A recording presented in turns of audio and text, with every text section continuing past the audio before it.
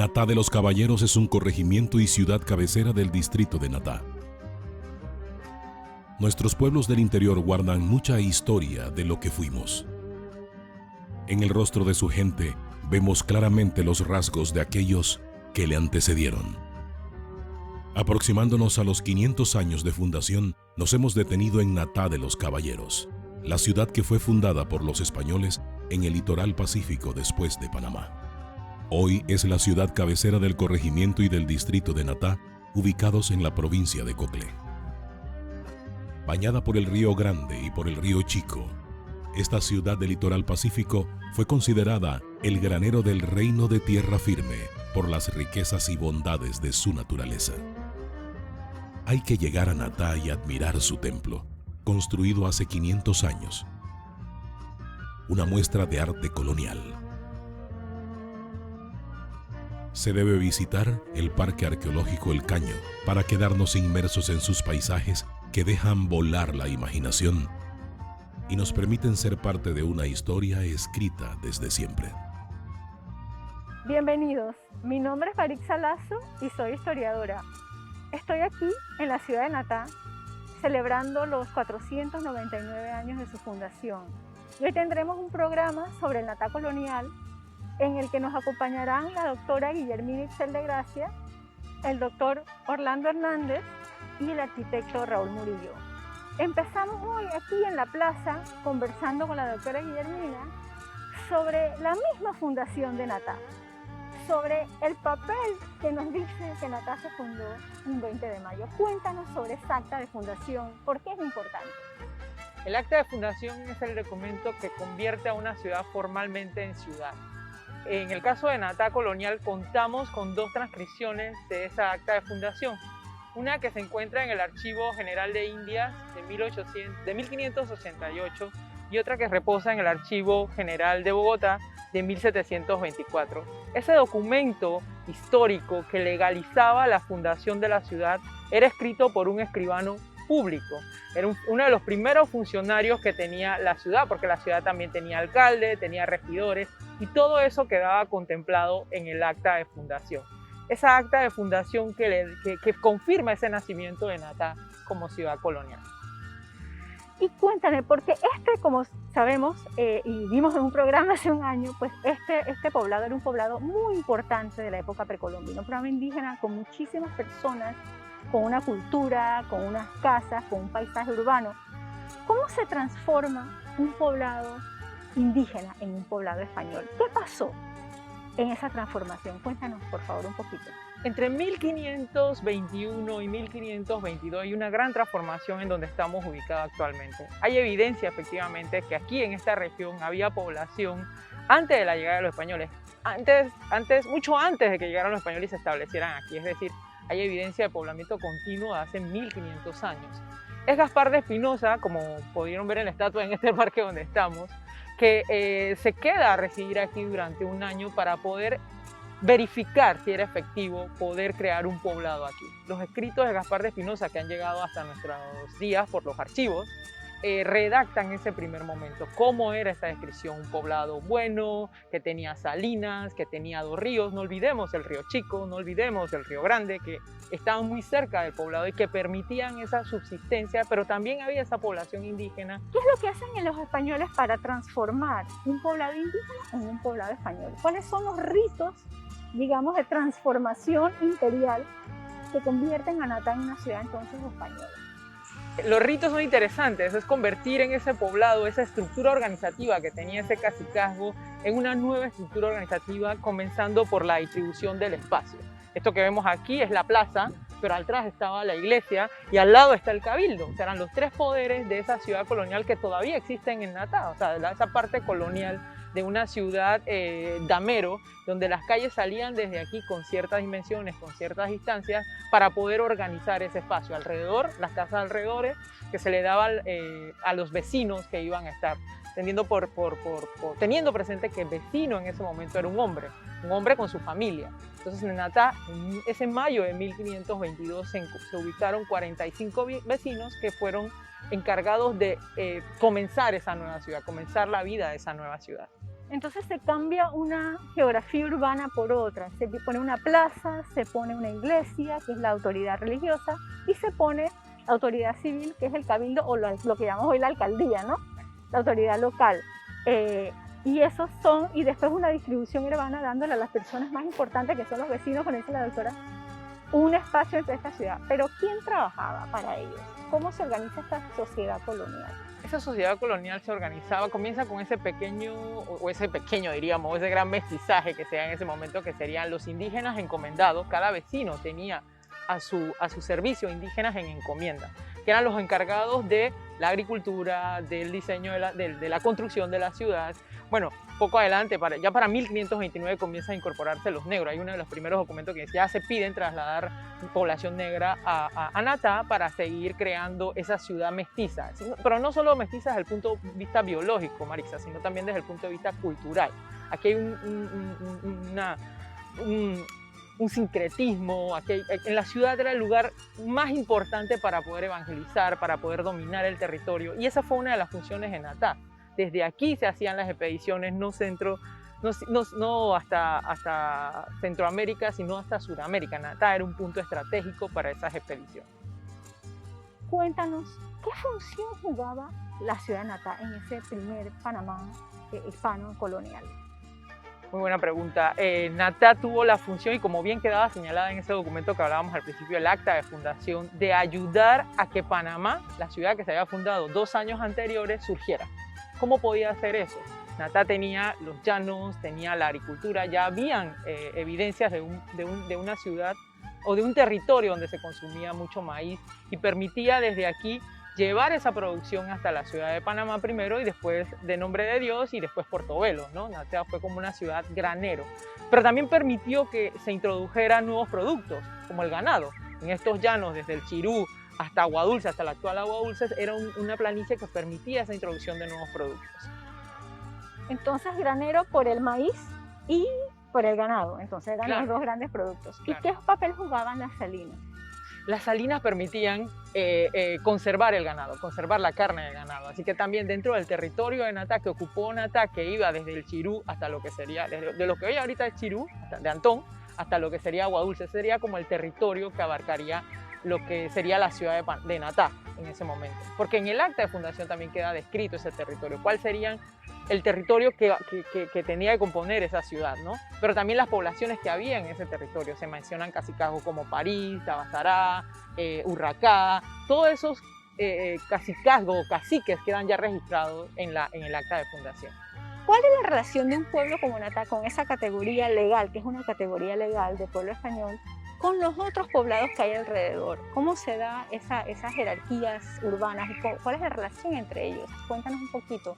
En 1556, Marixa, después de la abolición de la encomienda, de la eliminación de la encomienda, que fue en Natá muy difícil eliminarla por la intención que tenían los colonios de seguir teniendo esa mano de obra indígena, se decide crear pueblos de indios.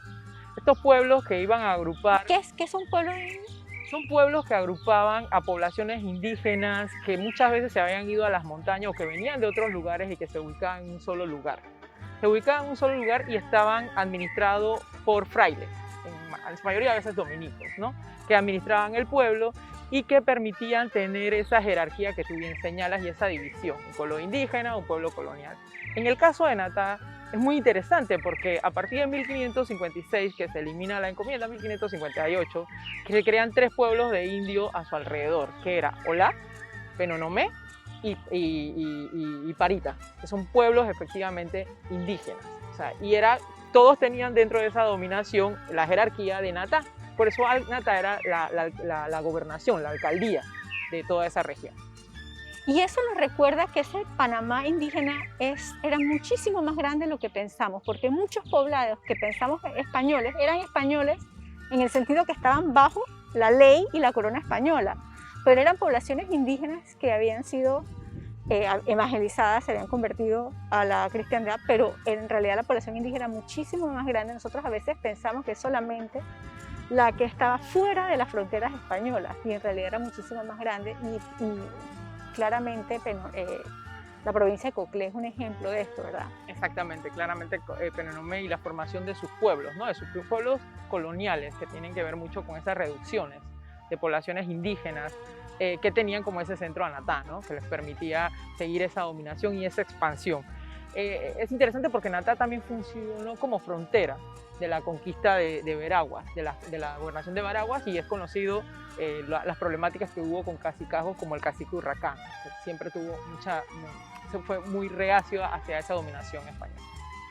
Claro, bueno, y ahora entraremos a ver en mayor detalle dos instituciones de ese Natá colonial, que es la iglesia de Natá y la capilla de San Juan de Dios. Muchas gracias. Muchísimas gracias a usted.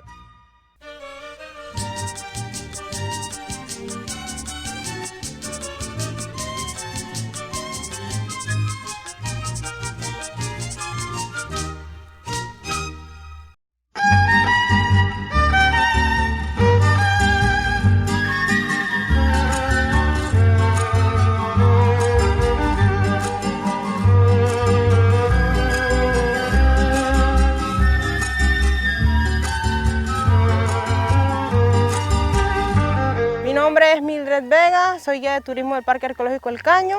El sitio arqueológico El Caño ha sido un sitio de importancia ya que ha dado el estudio de la cultura panameña desde la época prehispánica y ha dado frutos en hallazgos importantes que se han dado en Panamá y que han dado el boom arqueológico internacionalmente. El 29 de diciembre de 1979 se inaugura el sitio como un sitio de investigación y se inaugura la casa museo para que el visitante pueda venir y ver los hallazgos encontrados en dicho sitio.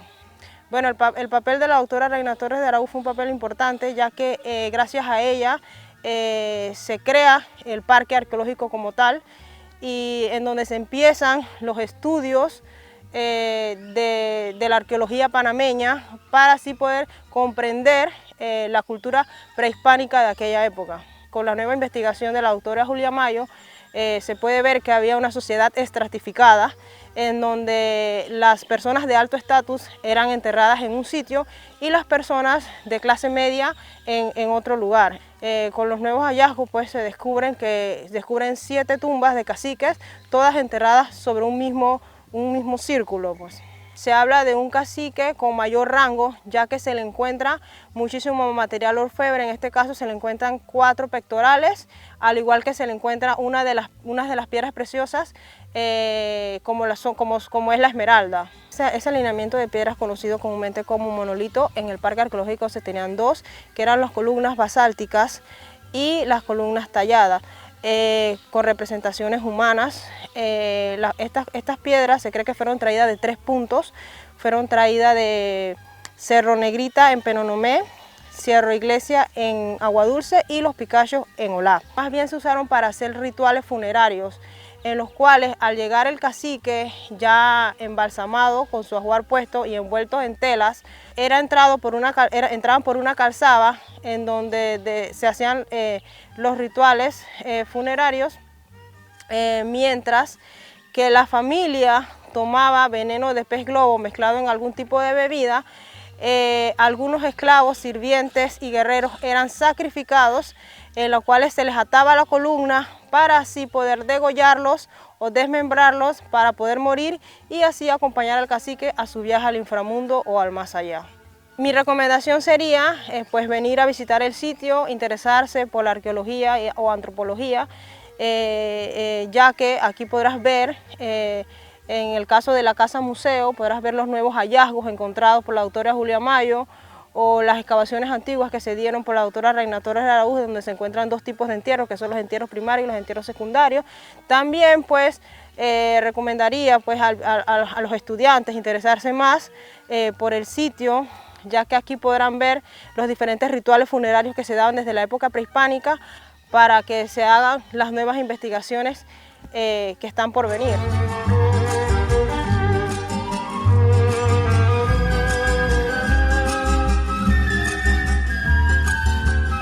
Y ahora tenemos con nosotros al doctor Orlando Hernández, quien es historiador del arte y nos va a hablar sobre el hermosísimo arte barroco de la iglesia de Natá. Marixa, muchas gracias por la invitación. Me parece una excelente iniciativa por parte del Ministerio involucrar a las diferentes personas que trabajamos en las distintas disciplinas del arte, la cultura y el patrimonio. Muchas gracias. La iglesia de Natá es nuestra joyita de la corona, ¿no? Porque, bueno, es muy relevante no solo en la historia, sino también en la historia del arte, por ser uno de los ejemplos vivos de la cultura del barroco, la cultura hispano-amerindia en cuanto al tema religioso, y también fue un lugar geográfico desde donde partió la conquista en la parte central del Istmo hacia el oeste. Entonces, por todas esas razones, o sea, si Panamá y Nombre de Dios en la época colonial y Portobelo después eran el eje norte-sur, Natá estaba justo en el eje este-oeste, en la mitad del país. Entonces facilitaba que se hicieran incursiones más al oeste. Entonces también era el sitio del asentamiento de culturas precolombinas numerosísimas, y había una cultura muy desarrollada y que lamentablemente pues no sería muy difícil hoy en día, por la falta de documentos, organizar un poco qué era lo que vieron todos estos colonizadores cuando llegaron. La iglesia de Natá es la primera fundación en el litoral pacífico del continente americano. Y si bien es cierto que la parroquia, digamos, estaba fundada por Pedrarias Dávila en 1522, no es el mismo templo que estamos viendo ahora. El templo que estamos viendo ahora es prácticamente del siglo XVIII.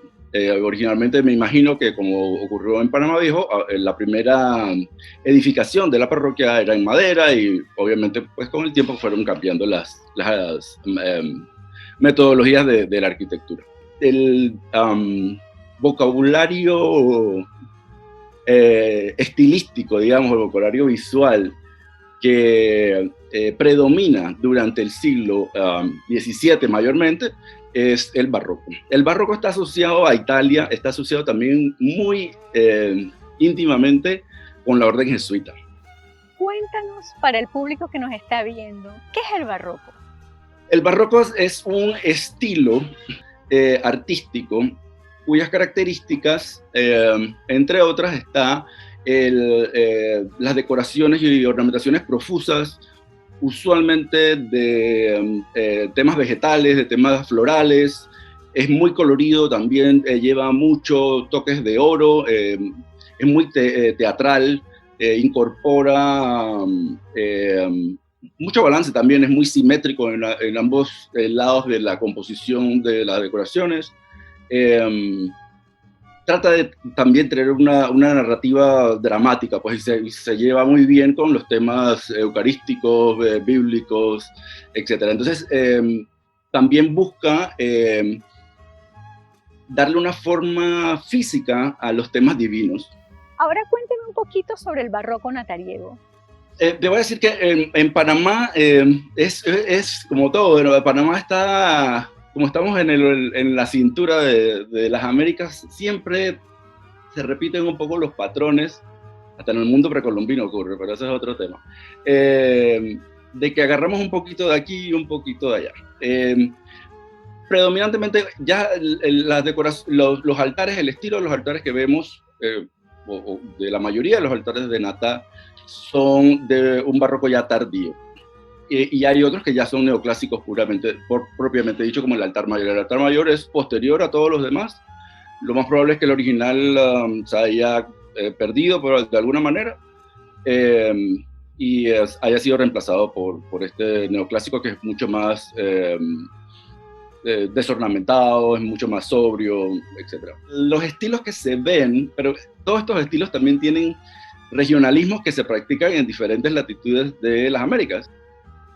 Los estilos que más predominan en los altares que existen en la República están asociados a Sudamérica, más que todo a la escuela quiteña y a la escuela de Lima. que, por ejemplo, los altares de la iglesia de San José, el conocido altar de oro, y su primo hermano, como yo le digo, el altar de la capilla del Rosario, donde está el Museo de Arte Religioso Colonial, esos altares están inspirados, digamos, en modelos limeños, y es posible que se hayan traído desensamblados y se hayan ensamblado en Panamá. En el caso de Natá y la Villa de los Santos, que creo que hay cierta paridad entre los estilos también, hay unas influencias ahí de elementos que se ven en la escuela quiteña, la escuela colonial de retablistas que se desarrolló en la Real Audiencia de Quito, hoy en día Ecuador, y es posible que haya venido un artesano de allá o un maestro de talla y que haya formado un equipo local, porque hay unos elementos que sí son particularmente panameños, digamos. Sí, cuéntanos más sobre los altares natariegos y lo que tienen de panameños. Cuando uno ve cuando el feligrés mira hacia el altar, el lado izquierdo es el lado del Evangelio. Y entonces ahí es donde el padre pues reza el Evangelio durante la misa. De ese lado está el altar de la crucifixión. A veces le llaman el Santo Cristo, pero si vemos, ese patrón se repite en San Francisco de Veraguas, se repite en Natá y se repite en la Villa de los Santos. Y lo más probable es que Santa Librada también lo haya tenido originalmente también de ese lado. Del otro lado, al lado opuesto, al lado derecho, cuando uno mira hacia el altar, le llaman el lado de la epístola, porque ahí se leen las epístolas.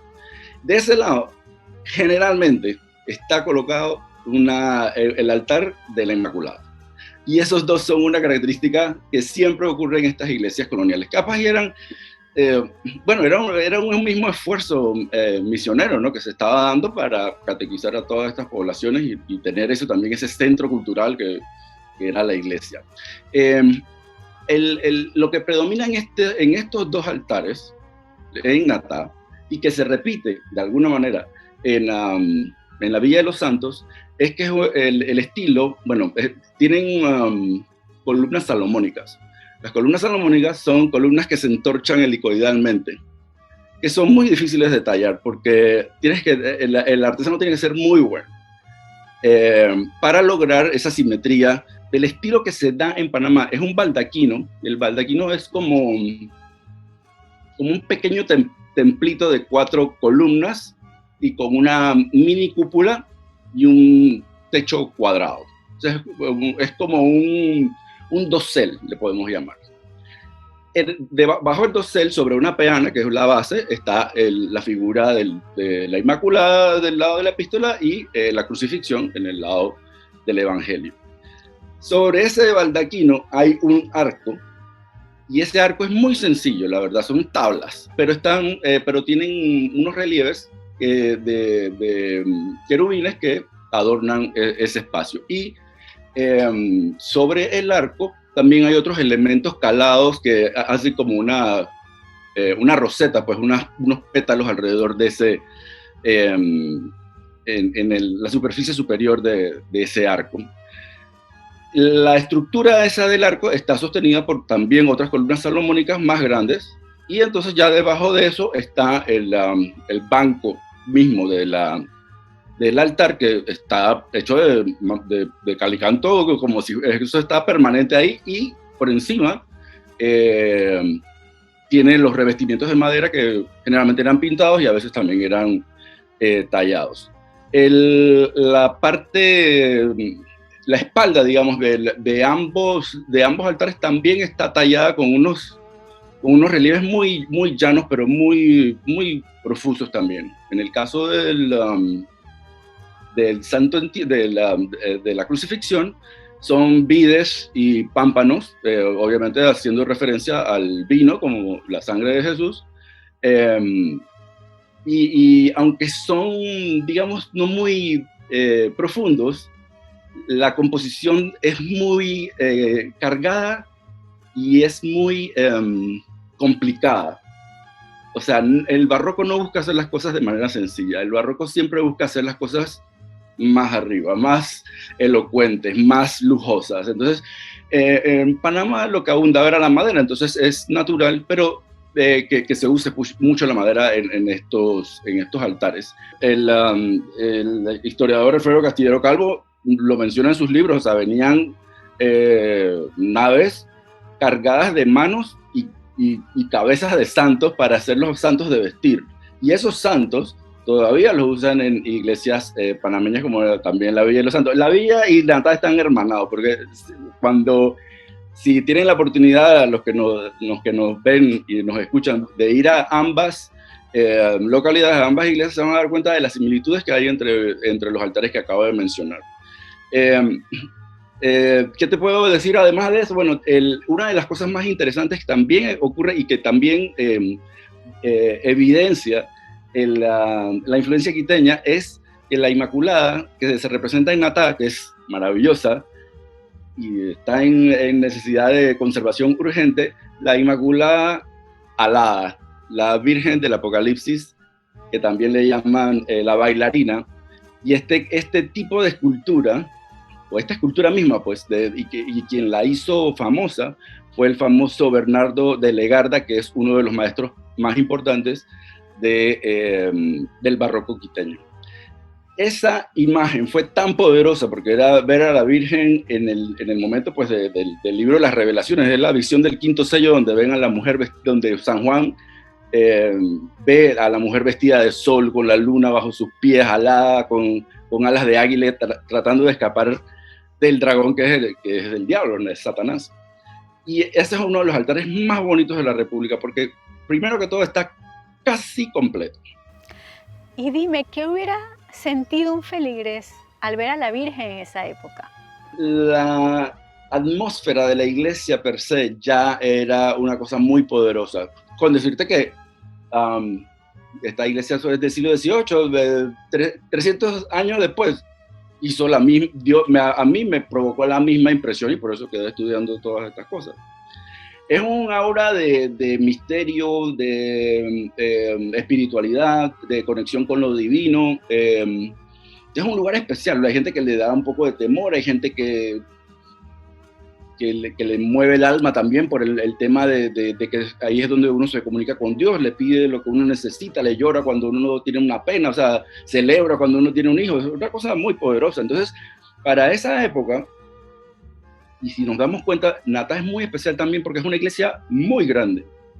Tiene 5 naves. Si nos damos cuenta, la iglesia es de proporciones bastante generosas. Obviamente no tiene el decoro como la Catedral de Panamá, que está hecha en piedra y tiene pilastras de piedra adentro, sino que usan un poco las estructuras arquitectónicas que están más asociadas a las misiones o a lugares que están más alejados de los centros metropolitanos. Entonces vemos que por eso es que el techo de Natá es un bosque, porque es una cantidad de madera que era el material más abundante y era el que también se trabajaba más fácil. Pero bueno, es un material también más complicado de mantener, especialmente en nuestro clima. Pero básicamente lo que vemos ahí es como una mini versión o una versión abreviada de la Catedral de Panamá, solamente con un campanario en vez de 2, con un techo de teja mucho más ancho para albergar, me imagino, que a poblaciones indígenas, mestizas y negras numerosas. Entonces, otro elemento importante que vemos en Natá es el pelícano de plata que usan para el monumento de Semana Santa. Cuando la hostia consagrada no puede ser albergada en el altar mayor porque estamos conmemorando la muerte y resurrección de Jesucristo, se instala esa hostia consagrada en estos monumentos que generalmente tienen forma de pelícano o de águila. El pelícano es un ave que en la época medieval se pensaba que cuando pasaba hambre se picaba el pecho para alimentar a sus crías, de la misma manera que Jesucristo pues, se sacrificó por sus hijos. Este pelícano de plata es muy elaborado y es muy poco probable que un natariego común fuera capaz no solo de tener el dinero para mandar a hacer esa obra, sino el acceso a los talleres que hacían estas piezas. No estamos seguros de dónde fue hecho esto, si esto fue una mano de obra local o fue importado. En Panamá había muy buenos plateros también en la época colonial. Pero el pelícano de plata está marcado de 1752. O sea que estamos todavía en el bracket, en el paréntesis de 1750. Y otra obra muy interesante que está en Natá, creo que es una de las obras coloniales más importantes que está en nuestro país, es la Trinidad Trifacial de José Samaniego, de 1758. Esa obra también está en urgente necesidad de conservación,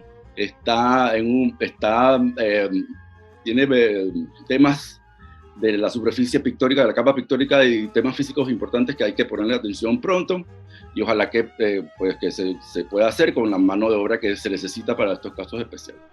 ¿Hay algún otro detalle de la iglesia de Natá que quisieras enseñarnos? Hay un elemento muy interesante. Hay un área, un enfoque, digamos, del arte colonial que yo favorezco mucho también, que es la mano de obra, digamos, no europea en las artes de la colonia. Lo que ocurre en estas iglesias es que vemos un barroco, pero el barroco no es, digamos, tan tridimensional como se hace en Europa, sino que es un poco más tematizado y un poco más simplificado para que se pueda producir más rápido. Y entonces el resultado son como muchos planos dentro del altar. O sea que el altar tiene muchos planos y entonces en esos planos están los diseños grabados, digamos, pues en bajo relieve. Y esto es una característica que predomina en todos los altares, en la mayoría de los altares, digamos. Hay como 2 o 3 altares dentro de Natá que son más sencillos, esos son del neoclásico. Pero rescatando un poco esa mano de obra local, más indígena, en la fachada principal, que es una de las más hermosas de la República, pienso yo, y que estaba bastante bien conservada, hay debajo de 2 ventanitas que existen ahí, o unos nichos que hay ahí, si mal no recuerdo, hay 2 figuras que casi pasan desapercibidas porque como está todo en blanco, a veces la gente no las ve.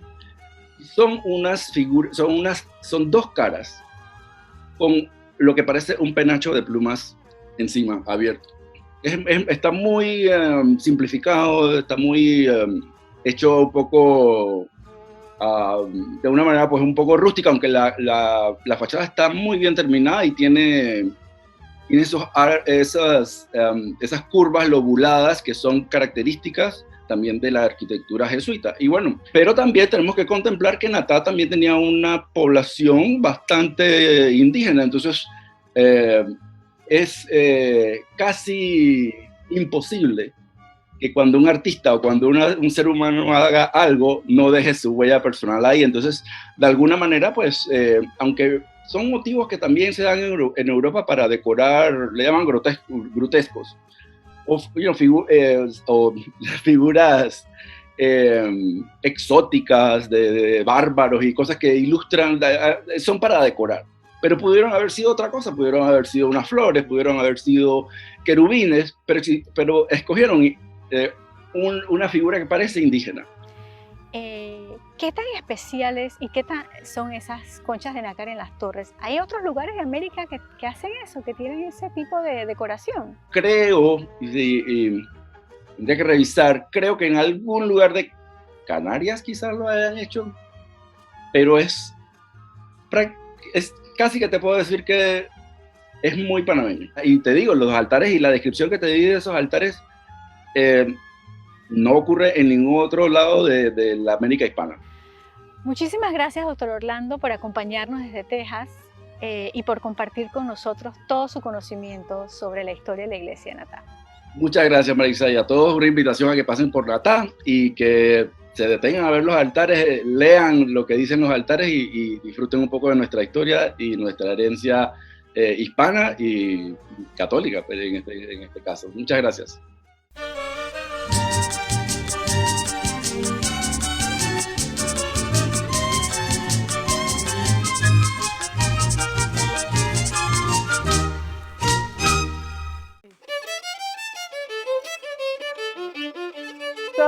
Urueña y mis compañeros y yo somos miembros de la Fundación de la Orquesta Juvenil Natá de los Caballeros. La fundación se trata de ayudar a jóvenes a ganar responsabilidad y para que aprendan los instrumentos que ellos desean tocar. Se puede ingresar a la fundación desde los 3 años con una flauta para empezar a la teoría y actualmente somos casi 48 personas más o menos. Como grupo hemos dado conciertos en Panamá, una gira en Chiriquí y conciertos alrededor del país también. Individualmente hemos participado los violines, cuerdas, en concursos de Clímaco Batista y otros más individualmente aparte de la orquesta. Me siento bastante feliz de pertenecer a esta agrupación porque he aprendido mucha responsabilidad a la hora de las tareas, practicar los instrumentos y he conocido a mucha gente que no solamente es de Natá, sino es alrededor de la provincia.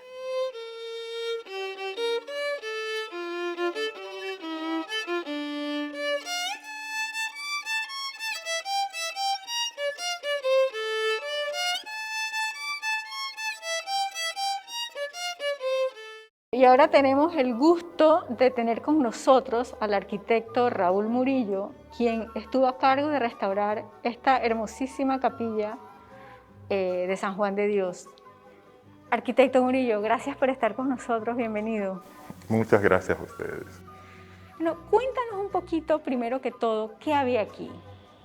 Háblanos del Hospital de San Juan de Dios y de su capilla. Muy bien. La población de Natá, ¿verdad?, al ser colonizada, digamos, en ese periodo de 1500, bueno, la fecha de fundación, 20 de mayo de 1522, ¿verdad?, se establecen 3 estructuras religiosas a partir de allí, ¿no? Una ya desaparecida, la primera, la Iglesia de la Soledad, ¿verdad? Queda entonces la Basílica, ¿verdad?, Santiago Apóstol, y esta que es la Capilla de San Juan de Dios, cuya fecha de construcción aproximada es 1690, aproximadamente. Aquí, al ser San Juan de Dios la orden hospitalaria, ¿verdad?, la que atendía a los enfermos, etc., esta capilla estaba consagrada junto a un hospital. Era el Hospital de San Juan de Dios, ¿verdad?, se atendía a los enfermos, y la capilla pues consagrada. Como ven, una capilla bastante sencilla, con arquitectura austera, elemental, pero muy elegante, diría yo.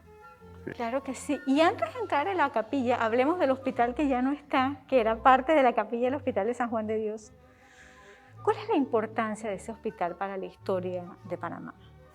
Fíjense, la presencia de la orden hospitalaria, fíjense, es, yo diría que una de las sutilezas más importantes del costumbrismo. Por ejemplo, aún hoy día, en el Día de San Juan de Dios, el 8 de marzo, aquí en esta población reciben a tanto enfermos como a desvalidos, pobladores, y se les atiende, ¿verdad?, de forma gratuita, se les da alimento, cobijo, en una tradición que a mí me parece que es un gesto que habla mucho de lo que ha llegado a nuestros días, de todo eso que consideramos noble, ¿verdad?, y se conserva aquí en Natá. Yo pienso que eso nos lleva a una esfera, digámoslo así, de valores históricos que van más allá del objeto, pero del que a su vez el objeto es testimonio, lo cual lo constituye en un monumento. Eso es importante. De hecho, este monumento nacional, que fue admitido dentro del catálogo de Patrimonio Nacional hace apenas unos años, cuando prácticamente apenas estábamos en proceso del proyecto de restauración, ¿verdad?, reconoce no solo la antigüedad puede ser hasta un valor relativo, pero todo eso que conlleva, que sea testimonio de esa tradición, de la presencia de esa orden hospitalaria, de la atención a los enfermos, a los necesitados, al desvalido, y que todavía eso se conserve, realmente yo pienso que eso tiene un gran valor. Claro que sí. Y arquitecto, usted restauró este espacio. Yo creo que la mayoría de nosotros no sabemos lo que significa restaurar un edificio del siglo XVII. Cuéntenos a todos, para no especialistas, qué significa, qué conlleva restaurar una capilla como esta, el techo, los pisos, qué significa eso. La restauración es un término máximamente general para una serie de acciones que debe de redundar en la conservación, preservación y transmisión a futuro de un objeto monumental, ¿verdad? O de un bien patrimonial, para ser todavía más amplio. O sea, transmisión a futuro, que las futuras generaciones no pierdan eso que las anteriores tenían. Exactamente, exactamente. Por diferentes razones, bueno, pueden ser, por ejemplo, económicas, pueden ser, incluso, miren, todo lo que estamos viviendo a raíz de la pandemia, puede llevar a un descuido o desatención en alguna medida de algunos bienes patrimoniales porque caen en desuso, que es lo regular. Comprenderán que no siempre los edificios que fueron diseñados como capillas, como basílicas, como iglesias, para su uso religioso, por su magnitud, puede ser, por ejemplo, que la población disminuya. Y entonces van cayendo en desuso. Los mantenimientos van decayendo a su vez y eso se va notando en diferentes patologías que aparecen en los edificios y que llevan a un deterioro paulatino. Entonces, al decir que vamos a restaurar, nuestro primer propósito es conservar el objeto. De partida, tenemos que conservar el objeto y los valores que van implícitos en él. Luego es primordial buscar que esa conservación lleve a esa transmisión de ese objeto y sus valores a las generaciones siguientes. Este techo, este es junco, ¿verdad? Sí, ese es caña brava. Caña brava, ok. ¿Y por qué no ponemos algo moderno?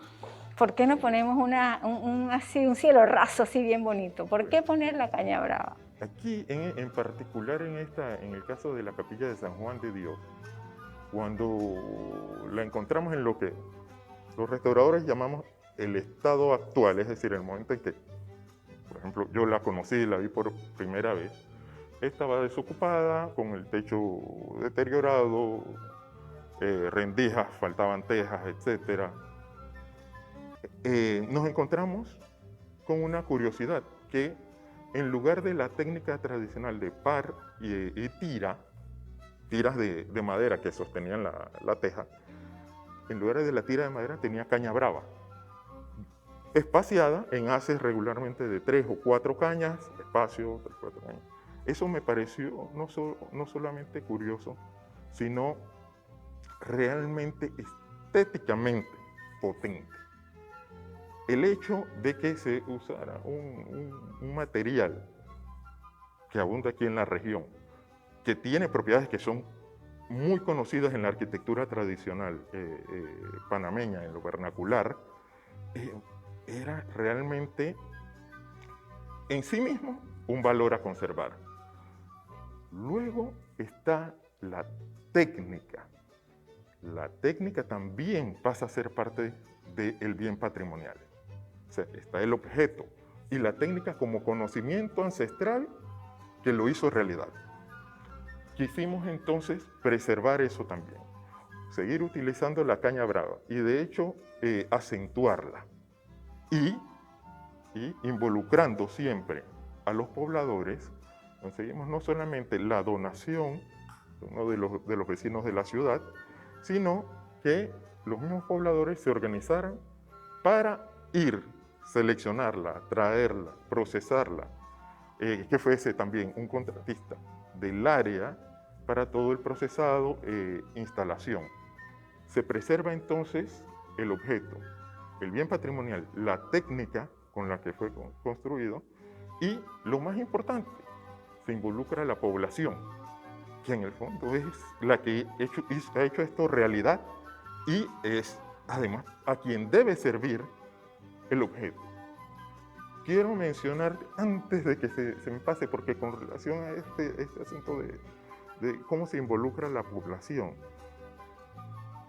el concepto inicial de recuperar esta capilla, como utilizarla como museo, que todo el resto del claustro llegue un día en el que pueda ser como un centro de visitantes, que sirva todo esto como museo de sitio de la ciudad de Natá, viene de hecho de un proyecto de tesis de la Facultad de Arquitectura, de los compañeros que me permito mencionar, el arquitecto Néstor Martínez Natariego, quien lamentablemente pues, perdió la vida poco después de presentar su tesis, junto con el arquitecto Rubén Soto.